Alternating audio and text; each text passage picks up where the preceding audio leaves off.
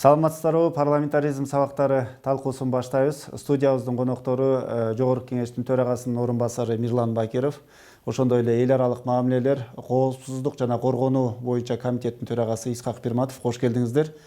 Мына бүгүн Жогорку Кеңеш өзүнүн токтому менен өзгөчө абалды узартуу боюнча президенттин указын бекитти. Азыркы учурда ушул Жогорку Кеңештин функциясы эмне болуп атат ушул өзгөчө абал маалында? Чоң рахмат, саламатсыздарбы урматтуу телекөрүүчүлөр. Жогорку Кеңештин функциясы конституциялык ыйгарым укуктарга ылайык иштеп жатат. Жогорку Кеңеш өзгөчө абал учурунда да, өзгөчө кырдаал учурунда дагы өзүнүн ишмердигин функциясын улантып келип атат. Бул кандай учурда болот?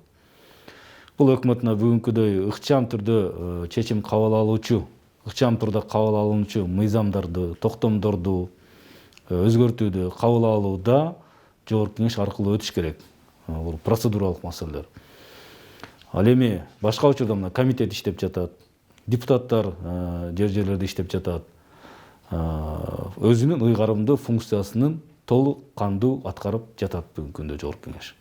Эми ушул жанагы өзгөчө абал да мындай депутаттар жанагы муктаж мыйзамдарды кабыл алуу муктаждыгы болгондо чакырылганда 12 сааттын ичинде чогула калып атышпайбы?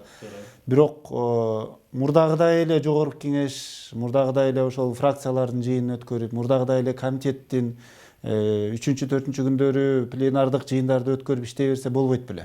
Биринчиден бүгүнкү күнү өзгөчө абал деген өзү айтып турат, кандай абалда жашап жаткандыгыбызды. Бүгүн өзгөчө абал учурунда комендант, борбордук штаб негизги багытты аныктайт.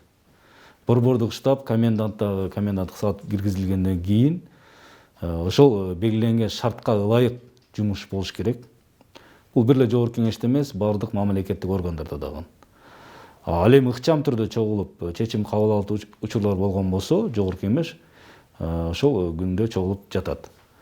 Эми албетте жакшы болмок. Фракциялар, комитеттер мурдагыдай иштей берсе, бирок ошол эле бул жерде Жогорку Кеңеш өзү эле депутаттар иштебейт, аппарат иштейт. Ошол эле массалык маалымат каражаттар жана башка өкүлдөр, чакырылган өкмөт мүчөлөрү ошол коопсуздукту алдын алуу максатында борбордук штабтын, коменданттын берилген көрсөтмөлөрүн, мыйзамда көргөзүлгөн нормаларга ылайык иштеп жатат.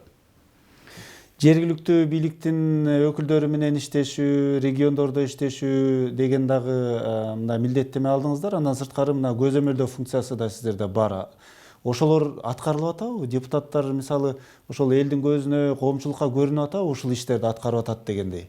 Албетте бүгүнкү күндө байланыш маселеси, санарип жылы жана башка деп атабыз. Маселе жок. Жергиликтүү бийликтин өкүлдөрү менен, ошол эле шайлоочулар менен пикир алышууда, сүйлөшүүдө, башка мүмкүнчүлүктөрдү пайдалануу менен дагы жумуштар жүрүп жатат. Мына массалык маалымат каражаттарынан, социалдык тармактардан көрүп атасыздар, депутаттар ошол мүмкүнчүлүгүнө жараша гуманитардык, мына айтканда кайрымдуулук акциялары менен да алек болуп жүрүшөт. Бул дагы ошол шайлоочулар менен иштөөнүн бир белгиси. Көзөмөл функциясы албетте биз мынга чейин кабыл алып берген токтом бар. Бүгүнкү күндө ошонун негизинде да өкмөт иш чараларын уюштуруп жатат. Аны көзөмөлгө алууда, анын көзөмөлгө алуу функциясы комитеттерге, тийиштүү комитетке жүктөлгөн.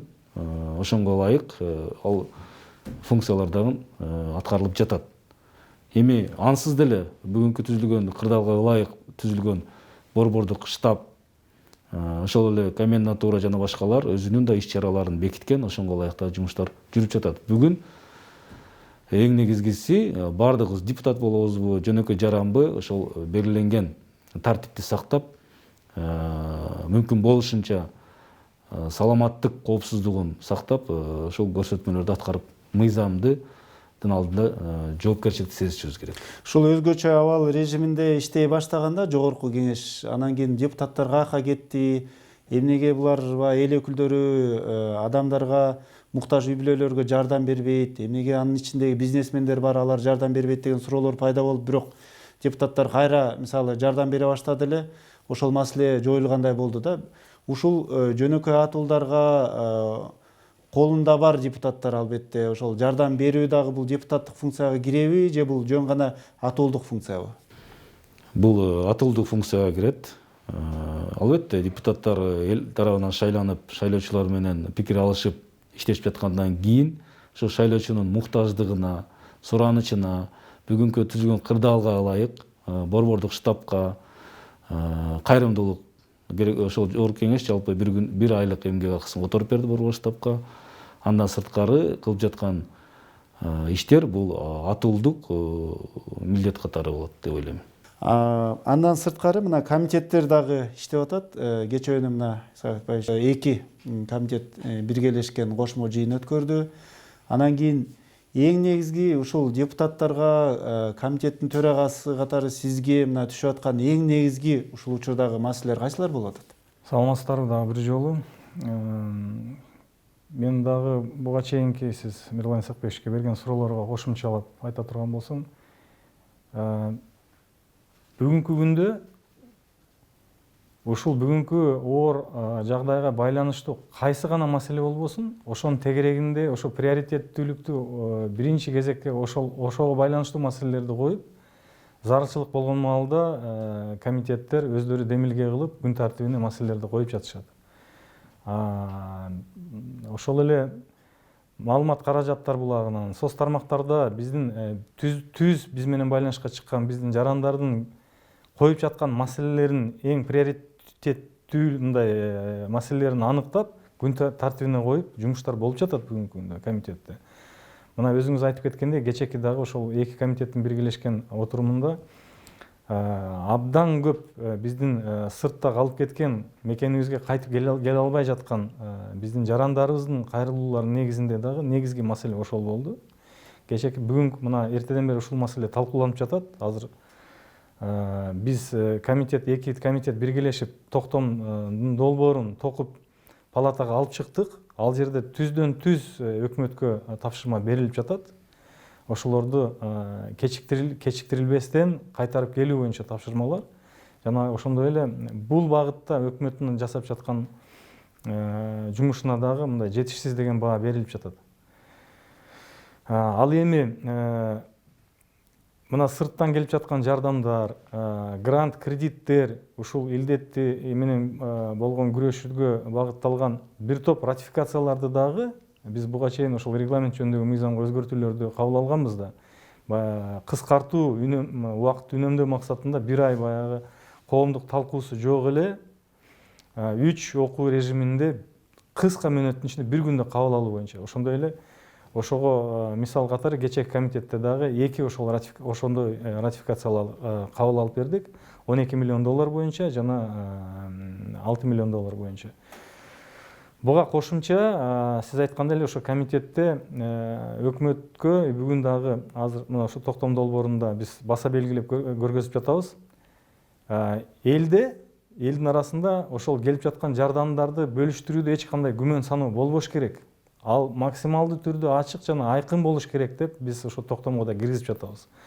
Азыр мына Кубат Алишевич өзүнүн баяндамасында айтты, ошол сайттын аталышын бизде ошол кечээ дагы сунуш бердик элек. Ошону эми интернет колунда телефону бары бар, жогу дагы бар. Ошого мына улуттук каналдан, КТРКдан прайм тайм кечки убакытта ошол help.gov.kg деген деп сайтты айтып атат. Ошол сайтты чоң тамгалар менен эле көрсөтүп, онлайн режимде ар бир тыйынына чейин кайсы районго, кайсыл айыл өкмөткө канча ун бөлүндү, канча костюм бөлүндү, канча каражат бөлүндү, МЧС бардык ар бир тыйынына чейин ачык айкын отчет бериши боюнча дагы ошондой комитеттин чечимдери дагы азыр жогорку кеңешке дагы токтомго дагы ошондой тапшырмалар, сунуштар киргизилип, тапшырмалар берилип жатат. Айрыкча ушул чет өлкөдө мына 4,5 миңден ашуун атуулдар, мигранттар келе албай аткандыгы тууралуу депутаттар, анын ичинде сиз дагы маселе көтөрдүңүз. Мына эми ушул кечээкү бүгүнкү жыйындан кийин сизге ошол мигранттар кайрылып, бизди качан кыргыз өкмөтү, кыргыз мамлекети өзүбүздүн жерибизге барууга мүмкүнчүлүк түзүп берет экен деп сураса, эмне деп жооп берет элеңиз? Эми туура айтып атасыз, мына кечээ дээрлик саат 9-дан 6-га чейин ушунун тегерегинде талкуу болду. Азыр мына эртеден бери дагы ушуну талкуулап атабыз. Тилекке каршы өкмөт буга чейинки алып келинген жана өздөрүнүн жолу менен келген жарандарыбыз боюнча гана маалымат берип атат дагы. бүгүнкү күндө келе албай аткан жарандарыбыз боюнча так бир маалыматты уга албай атабыз тилекке каршы. Ошого баягы токтомго ошол так тапшырмаларды жазып көрсөтүп атабыз. Абдан көп мындай бүдөмүк мындай түшүнүксүз моменттер болуп атат да. Жок дегенде билетин сатып алып, бүгүнкү күндө колунда билети бар, же баягы чартерный рейстерди төлөп койгон, ошол сырттан келип жаткан авиакомпаниялар менен келишими бар жарандарыбыз үчүн биринчи кезекте ошолорду кабыл алыш керекпиз да. Биз өзүбүз жактан эми бунун баардыгын иш жүзүн аткаруучу бул аткаруу бийлиги өкмөт. Ошондуктан биз жогорку кеңеш, мен ойлойм, депутаттар баардыгы колдосо керек. Биздин оюбузча биз өзүбүздүн ыйгарым укуктун чегинде, өзүбүздүн көзөмөлдөө функцияларга ылайык буну өкмөттөн талап кылабыз. Мен ойлойм, азыр мына түштөн кийин ошо токтом кабыл атканда дагы көп сөздөр айтылат бул боюнча. Мигранттардан сырткары да көптөгөн ушул экономикалык маселелер көтөрүлүп атат, ишкерлердин маселеси көтөрүлүп атат. Анан ошол мына коменданттык режимдин баягы кемчиликтери тууралуу көптөгөн маселелерди көтөрүп атат депутаттар. Сиз эмне деп ойлойсуз? Чынында эле ушул депутаттар көтөргөн маселелер, элден угуп өкмөткө жеткирген маселелер чечилип атабы же толук эле ушу чечилбей орто жолдон ушул жогорку кеңеш дагы коомчулукка жаман көрүнүп атабы? Эми албетте мен жана айтып кеткендей, өзгөчө абал учурунда бардык маселелер эле экономика жана социалдык чечилип кетпейт. Керек болсо адам укугу дагы бузулган учурлар болуп атат. И андай учурларды депутаттар да, коомчулук да ошо социалдык тармак аркылуу дагы жеткирилип жатат. Экономикалык маселе боюнча айта турган болсок, өткөн отурумда биз бир топ өкмөт сунуштаган өзгөртүүлөрдү кабыл алып бергенбиз. Бул ошол салык төлөө режимин узартуу, декларацияны режимин узартуу тапшыруу. Эгерде убагында тапшыра албай калган болсо, айып пулдарды чегербөө, ушул сыяктуу орто жана бизнеске аз да болсо таасир бере турган сунуштарды бергенбиз. Бирок ошол эле мезгилде кайрадан ушул илдетти жоюу үчүн каражат да талап кылынат. Баягы казанда болсо чөмүшкө чыгат демекчи, казынада каражат болуш керек. Ошонго ылайык азыр дагы жаңы сунуштарды берип атабыз. Мисалы, өкмөт өзү сунуштаган, убагында кабыл алынган суу боюнча тариф киргизүү, ошол кумтөр иштетип аткан 5.542.000 куб сууга тариф киргизип каражат алабыз деген. Бүгүн иштебей жатат. Эгер 10 сомдон киргизсе, ал 55 миллион сом каражат. Экинчи, мына өкмөт өзү сунуштаган, убагында биз да көтөргөнбүз, сыртка ташылып жаткан алтын кошулмасы бар концентрат рудаларга 3% салык киргизүү боюнча. Аны комитет 10% деп кабыл алып берген. 500 миллион сом ал жерден резерв бар. Сыртка экспорт кыла турган эмнебиз бар? Алтын и ошондой эле көмүр чоң запасыбыз бар. Көмүрдү Өзбекстанга жана Кытай Республикасына экспорт кылып, мындай жатканда альтернативдүү аз да болсо экономикалык жактан киреше жагын толуктоочу булактарды издеп сунуш берилип жатат. Албетте өкмөт өзү да изденип жатат. Эми канчалык деңгээлде булар батыраак ишке ашып өзүнүн жемишин берип баштайт, аны убакыт көргөзөт. Мына эл өкүлү катары ошол шайлоочулар даттанып суроолор менен кайрылгандагы сиздер, ошол эле учурда катуу сынга кабылгандагы ушул эл өкүлдөрү болуп атат да, депутаттар болуп атат. Мисалы, анын ичинде ушул депутаттар эми иштебей эле койбойбу, мындан кийин аз эле убакыт калды, тарап эле кетпейби, азыр бизге парламенттин эмне кереги бар деген да суроолор көтөрүлүп атат да. Чынында эле парламенттин эмне үчүн кереги бар ушундай маалда? Эми биринчиден эл оозунда элек жок демекчи, ар кандай сунуштар, пикирлер айтылып атат, сындар.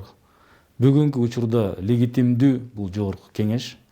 Жогорку кеңеш аркылуу токтом долбоорлору, мыйзамды сунушта өзгөртүүлөр жана башка чечимдер шартка ылайык, ыкчам кабыл алынып берилип жатат. Укуктук мамлекет болгондон кийин жогорку кеңеш өзүнүн конституциялык мөөнөтү аз калды, ошол мөөнөткө чейин иштеш керек. Ал эми башка маселе, кандай иштеп жатат, эмне үчүн сынга кабыл алып жатат, ал башка маселе. Бүгүнкү учурда биз бири-бирибизди сындай турган, кандай бир кемчилик издей турган мезгил эмес. Бүгүн консолидация болуп, ушул мамлекет башчысы баш болуп, өкмөт, жогорку кеңеш, аткаруу бийлиги, жергиликтүү бийлик, ошол эле коомчулук мындай бир биригип туруп ушул илдеттен батыраак чыгып кетүү жолун издешибиз керек. Бүгүн бирөөнүн кемчилигин издебей, батыраак ушул илдеттен чыгып кетүү жолун издеп, сунуш кылып, ошону жалпы айтып кетет элем, ошонун аркасынан аракет кылышыбыз керек. Сиз не деп ойлойсуз ушул сын пикирлер боюнча? Мен жеке өзүм үчүн жооп берейин, туура көрсөңүздөр. Мен коомчулуктун ал сын пикирин кабыл алам. Ал жерде чындыктын бир үлүшү бар, албетте. Эгерде жеке менин кетишимен бир кандайдыр бир жагдайга, жалпы бир мындай жагдайга бир салым кошо турган болсо оңолууга, мен бүгүн азыр кетип калганга даярмын, эч кандай маселе жок. Маселе башкада. Тилекке каршы көпчүлүктүн бардык мамлекетте болуп аткан проблемаларды аткаруу бийлиги өзгөчө мындай кээ бир жасабай жаткан жумуштардагы жогорку кеңештен көрүп жатат да. Көпчүлүк тилекке каршы түшүнбөй атат. Жогорку кеңештин негизги функциясы бул ушул элдин жакшы иштеш, мындай жакшыраак жашоосуна багытталган мыйзамдарды кабыл алып берүү. Ал эми ал иш жүзүнө ашырыш бул аткаруу бийлигинин милдети да. Эгерде жогорку кеңеш болбосо, мына бүгүнкү эле мисалды алайлычы, эми көп аны сүйлөсө аябай узарып кетет. Бүгүнкү мисал үчүн ушул өзгөчө абал убагында өкмөттүн кетирип аткан катачылыктарын, кемчиликтерин көзүнө сайып ушундай кезексиз заседанияларды өткөрүп жаткан жогорку кеңеш болуп атпайбы? Ошон үчүн кээде өзүнүн туура эмес чыгарып койгон ошол эле комендатуранын, башканын өзүнүн туура эмес чыгарып койгон буйруктарын кайра оңдоп мындай нукка салынып атпайбы? Жогорку кеңеш болбосо ким айтат? Анда өкмөт, комендант өзүнүн билгенин жасап, анда кояй деген адам жок болуп калат да. Эл өкүлү болгондон кийин ошол элдин үнүн жеткирип, ошону көзөмөлдөө, сиз айткан баягы көзөмөлдөө функциясын аткаруу бүгүнкү күндөгү эң негизги милдет. Эми аны жакшыбы, жаманбы иш жүзүн аткарганга биз аракет жасап атабыз. Мисалы ошо жогорку кеңештин аракети менен ошол комендатуранын кайсыл кемчилиги жоюлду?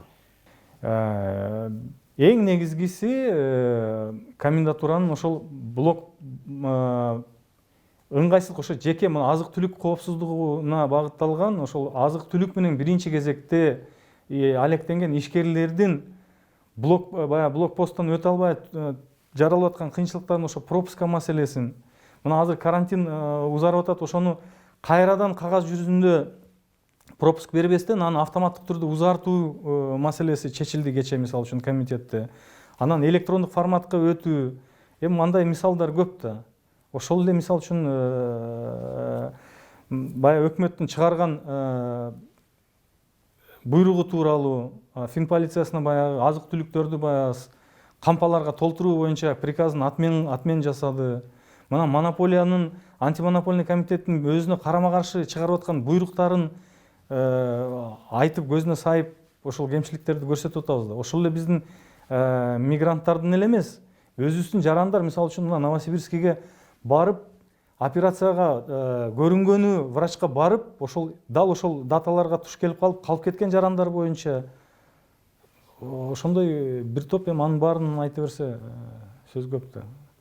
Жок дегенде эми баягы элдин талабын ошол өкмөткө милдеттендирген бир орган болуш керек да. Бирок ошондой болсо дагы, Мирлан Сакбекович, ушул жогорку кеңештин депутаттарынын өзүнүн баягы милдетин, 2015-жылы шайланып келген милдетин толук аткарууга ушул коронавируска байланыштуу мына өзгөчө абал тоскоолдук болуп атабы же жокпу? Эми мындай да, жалпысынан дүйнөлүк коомчулукту эле карасак, парламент эч бир мамлекетте бир 100% колго алынып укмуш иштеп атат деген колдоого алынган эмес. Экинчиден, албетте ар кандай шарттар себеп болушу мүмкүн. Бүгүнкү учурда коронавирус илдети киргенден бери өзгөчө кырдаал, өзгөчө абал, албетте толук кандуу кайсы гана орган болбосун иштешине тилекке каршы тоскоол болуп жатат.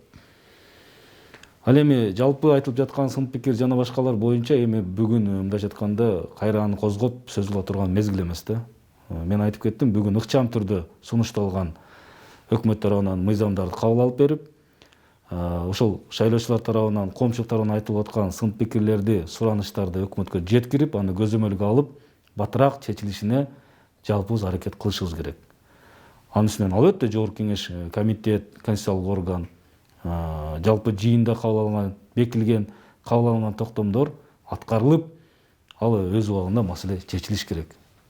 Эң негизги учур бүгүн, эң негизги маселе бул азык-түлүк коопсуздугу и медициналык коопсуздук. Эртең эле эгер бул узарып кете турган болсо, тилекке каршы тамак аш жана башка күнүмдүк киреше алып аткан жарандарыбыздын акыбалы кандай болот? Жалпы мамлекеттин экономикасы кандай болот? Казнабызда каражат болобу, болбойбу? Сырттагы донорлордун көз карашы кандай болот? Башталып калган бир топ иш чаралар бар да. Ошолордун баардыгын мындайча айтканда комплекстүү карап, ошонун үстүндө аракет кылышыбыз керек. Президент дагы бүгүн белгилебеди, ошол бир жагында таразанын ташын, бир жагында экономикабыз турат, бир жагында калктын саламаттыгы депчи. Анан бирок кандай болгон учурда дагы мына өзгөчө абал узарды. 10 миңдеген адамдар азыр үйүндө жумушу жок, кирешеси жок, киреше булактары жок отурушат да. Мындан кийинки ошол элибиздин жашоосу, ошол жөнөкөй атуулдарыбыздын жашоосу кандай болот деген суроо сиздерди ойлондурабы?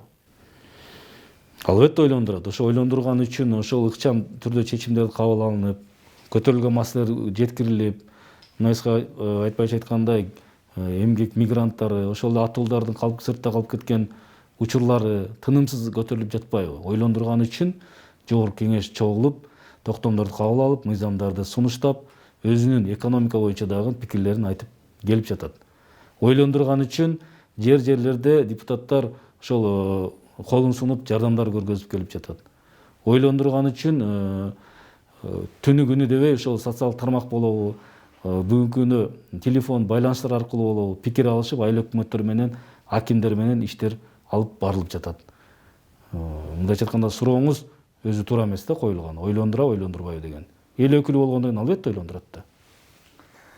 Мен кошумчалап кетейин. Албетте биз президенттин сунушун, жарлыгын бир добуштан колдоп бердик. Себеп дегенде биз толугу менен бул ойду колдоп, себеп дегенде биринчи кезекте улуттун ден соолугу, аны экономиканы экинчи планга коюп, биринчи планга улуттун ден соолугу, коопсуздугу коюлганы өтө туура деп эсептейм. Бирок ошол эле убакта биз ошон үчүн мына кечээ комитетте дагы бүгүн да көп ушундай ой пикирлер айтылып жатат. Биз болгону мына карантинде өзгөчө абал режиминде жашап атканыбызга болгону 25 күн эле болуптур да. 25 күнүн ичинде мына канча чоң мындай көйгөйлөр мындай сыртка чыгып калды да.